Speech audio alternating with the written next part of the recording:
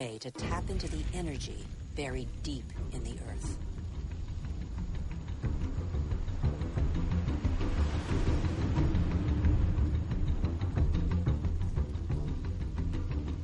These flames are also from plants, a pocket of sunlight, pure energy, the energy of the sun, captured over millions of years by millions of plants more than 100 million years ago. It's coal, it's gas, and above all, it's oil.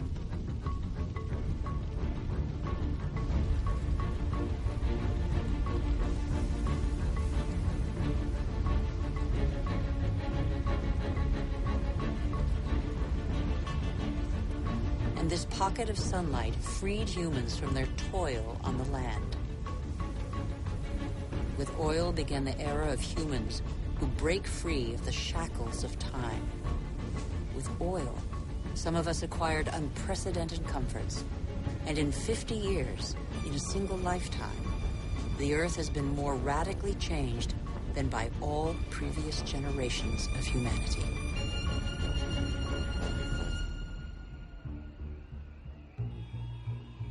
Faster and faster.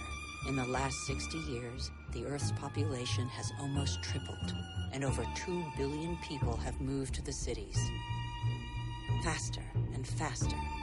Shenzhen in China, with its hundreds of skyscrapers and millions of inhabitants, was just a small fishing village barely 40 years ago. Faster and faster. In Shanghai, 3,000 towers and skyscrapers have been built in 20 years. Hundreds more are under construction. Today, over half of the world's 7 billion inhabitants live in cities.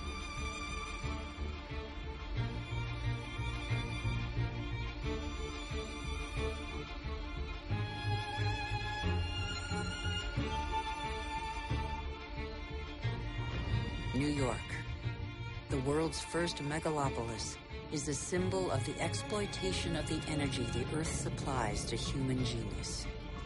The manpower of millions of immigrants, the energy of coal, the unbridled power of oil.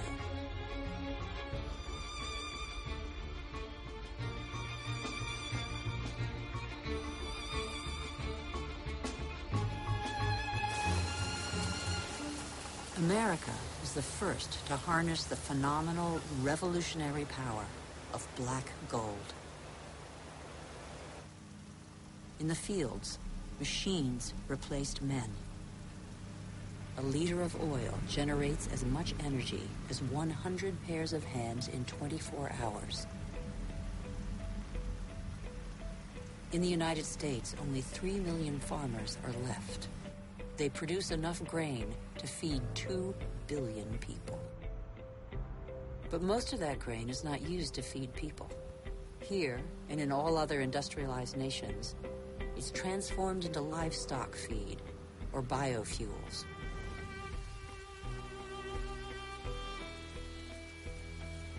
The pocket of sunshine's energy chased away the specter of drought that stalked farmland. No spring escapes the demands of agriculture, which accounts for 70% of humanity's water consumption. In nature, everything is linked. The expansion of cultivated land and single-crop farming encouraged the development of parasites. Pesticides, another gift of the petrochemical revolution, exterminated them. Bad harvests and famine became a distant memory. The biggest headache now was what to do with the surpluses engendered by modern agriculture. But toxic pesticides seeped into the air, soil, plants, animals, rivers, and oceans. They penetrated the heart of cells similar to the mother cell that is shared by all forms of life. Are they harmful to the humans that they released from hunger? These farmers, in their yellow protective suits, probably have a good idea.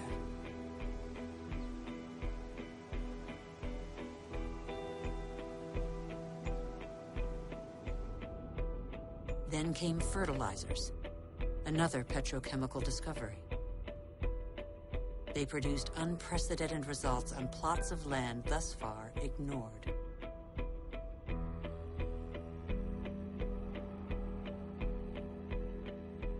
crops adapted to soils and climates gave way to the most productive varieties and the easiest to transport. And so, in the last century, 3/4 of the varieties developed by farmers over thousands of years have been wiped out.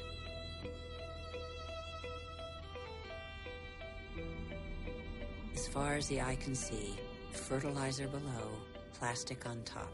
The greenhouses of Almeria in Spain are Europe's vegetable garden. A city of uniformly sized vegetables waits every day for the hundreds of trucks that will take them to the continent's supermarkets. The more a country develops, the more meat its inhabitants consume. How can growing worldwide demand be satisfied without recourse to concentration camp-style cattle farms? Faster and faster. Like the life cycle of livestock, which may never see a meadow, manufacturing meat faster than the animal has become a daily routine. In these vast food lots trampled by millions of cattle, not a blade of grass grows. A fleet of trucks from every corner of the country brings in tons of grain, soy meal, and protein-rich granules that will become tons of meat.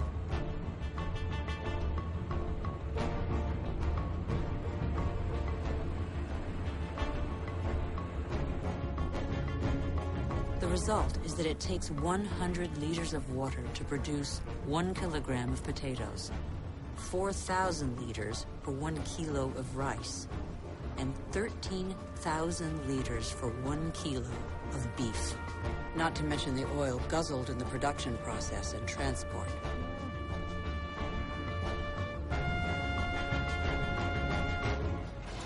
Our agriculture has become oil-powered.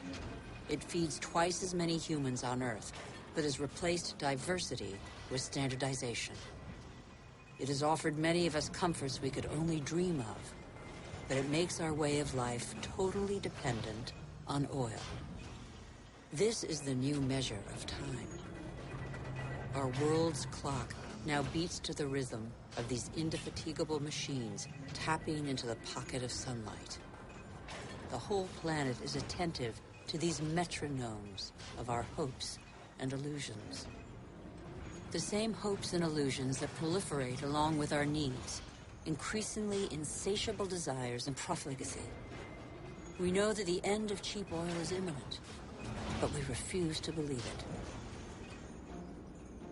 For many of us, the American dream is embodied by a legendary name, Los Angeles. In this city that stretches over 100 kilometers, the number of cars is almost equal to the number of inhabitants. Here, energy puts on a fantastic show every night.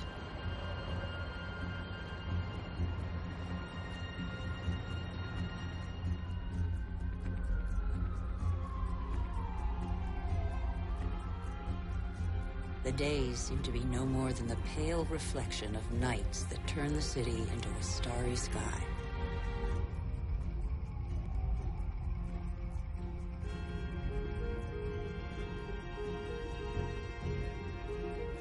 Faster and faster. Distances are no longer counted in miles, but in minutes.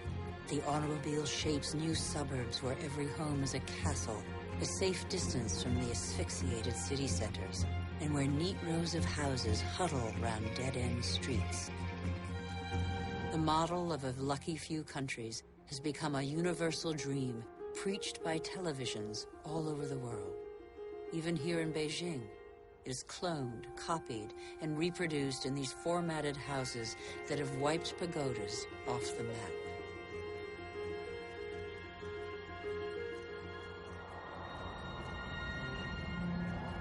The automobile has become the symbol of comfort and progress.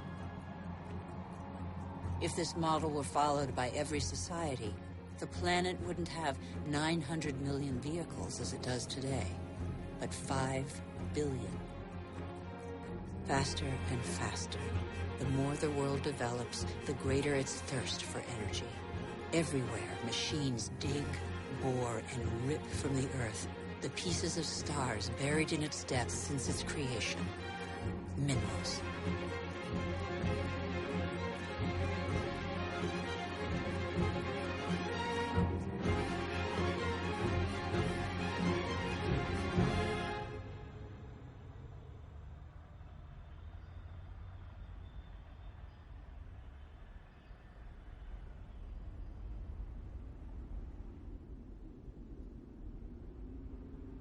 As a privilege of power, 80% of this mineral wealth is consumed by 20% of the world's population. Before the end of this century, excessive mining will have exhausted nearly all the planet's reserves.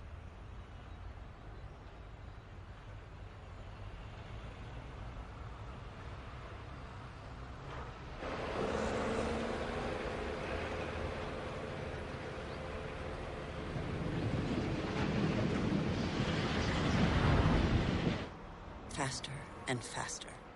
Shipyards churn out oil tankers, container ships, and gas tankers to cater for the demands of globalized industrial production.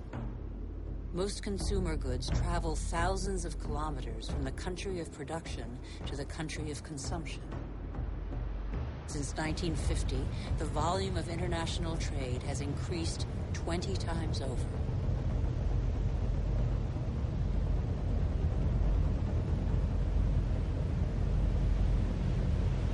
90% of trade goes by sea.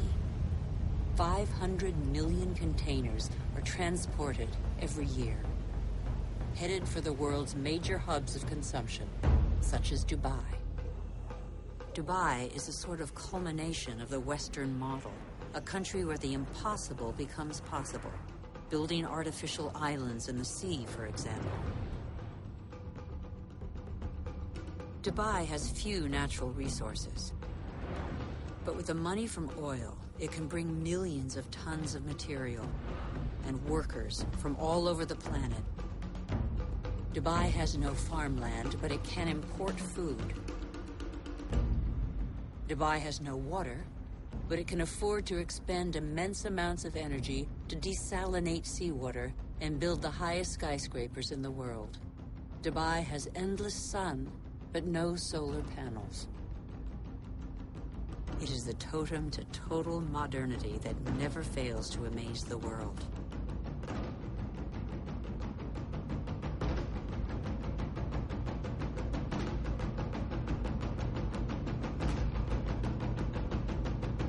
Dubai is like the new beacon for all the world's money.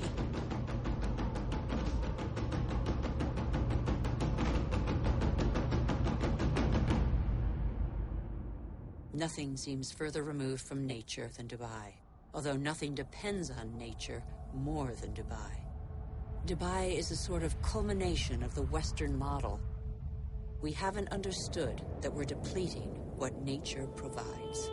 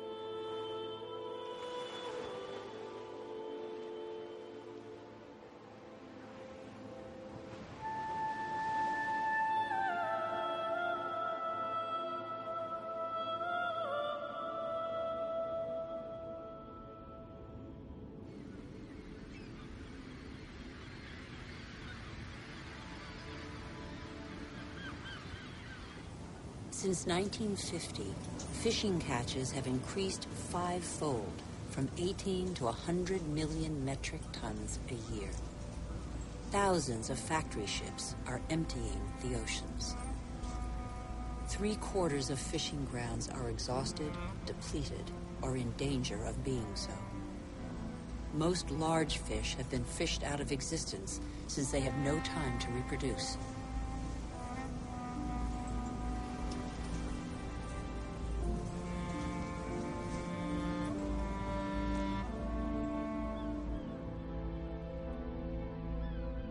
We are destroying the cycle of a life that was given to us.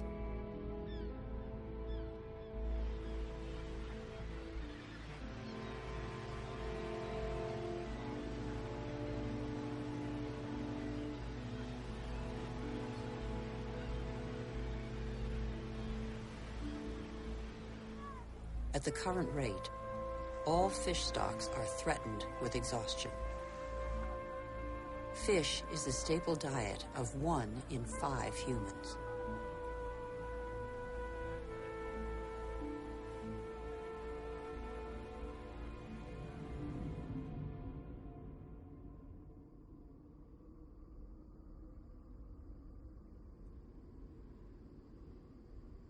We have forgotten that resources are scarce. 500 million humans live in the world's desert lands, more than the combined population of Europe. They know the value of water. They know how to use it sparingly. Here, they depend on wells replenished by fossil water, which accumulated underground in the days when it rained on these deserts, 25,000 years ago.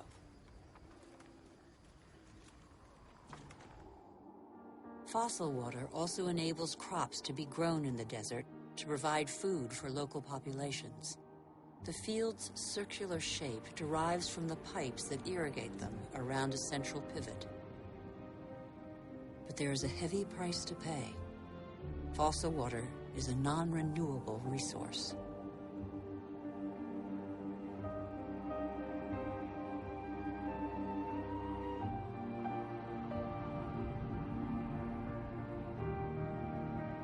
In Saudi Arabia, the dream of industrial farming in the desert has faded. As if on a parchment map, the light spots on this patchwork show abandoned plots. The irrigation equipment is still there, the energy to pump water also. But the fossil water reserves are severely depleted.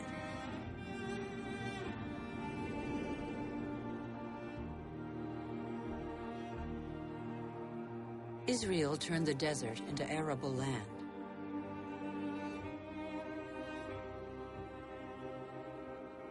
Even though these hothouses are now irrigated drop by drop, water consumption continues to increase along with exports.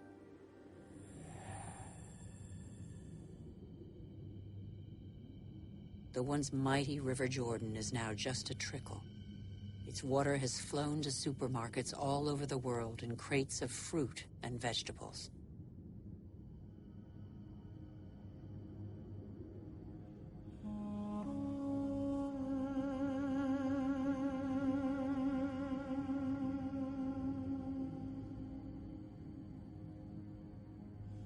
The Jordan's fate is not unique.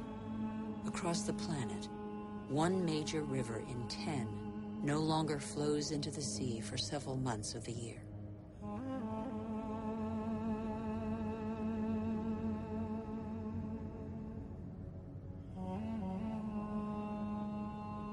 Deprived of the Jordan's water, the level of the Dead Sea goes down by over 1 meter per year.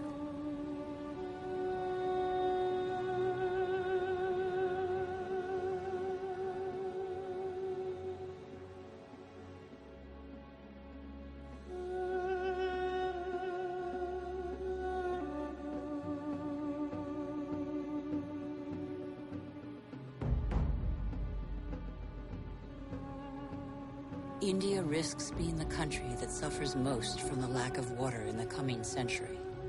Massive irrigation has fed the growing population, and in the last 50 years, 21 million wells have been dug. In many parts of the country, the drill has to sink ever deeper to hit water. In western India, 30% of wells have been abandoned. The underground aquifers are drying out.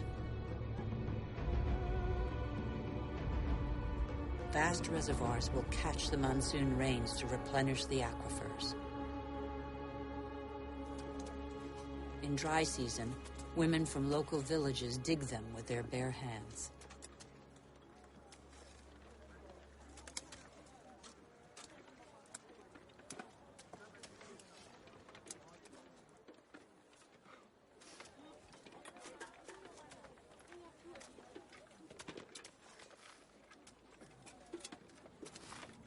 Thousands of kilometers away, 800 to 1,000 liters of water are consumed per person per day. Las Vegas was built out of the desert. Millions of people live there. Thousands more arrive every month. The inhabitants of Las Vegas are among the biggest consumers of water in the world.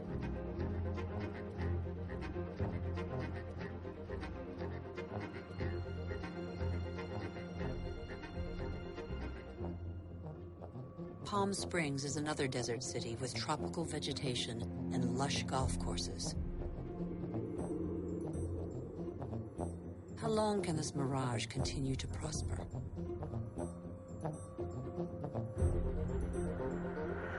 The Earth cannot keep up. The Colorado River, which brings water to these cities, is one of those rivers that no longer reaches the sea. Water levels in the catchment lakes along its course are plummeting.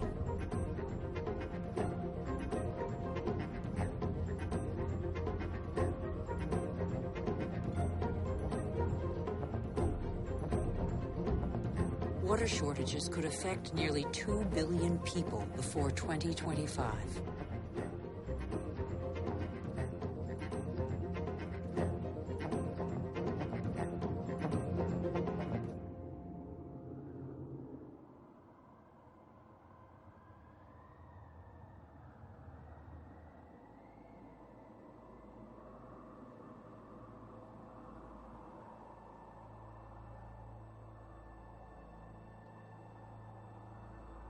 The wetlands represent 6% of the surface of the planet. Under their calm water lies a veritable factory where plants and microorganisms patiently filter the water and digest all the pollution. These marshes are indispensable environments